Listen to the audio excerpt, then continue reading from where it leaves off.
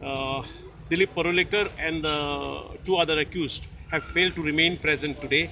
The court has, on their application, exempted them for the day and has directed them to appear in person on August the 16th in the morning.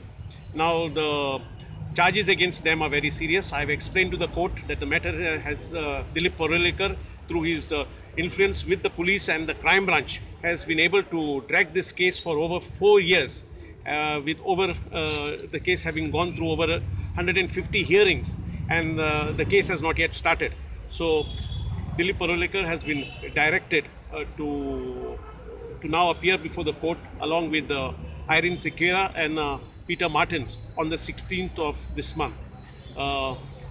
Dilip Parulekar has once again moved the Honorable High Court, trying to seek review of and a stay of these proceedings. The Honorable High Court has refused to stay these proceedings, so it was his duty to appear before the court today. So now Dilip Parulekar and the two others would have to appear before the court on the 16th. High court खंय तिगांचे review अर्जाचेर विचार करता.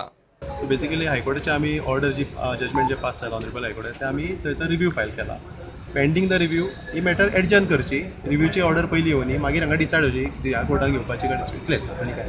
मागीर कितें जालें court accepted? हय accept केलें तेंच्यांनी आनी आतां 16थार दवरल्या फॉर अपियरन्स परत. लॉंग डेट दिना जाली, 16थार दवरल्या अपियरन्साक. प्रुडंटा खातीर श्यामसुंदर फडते.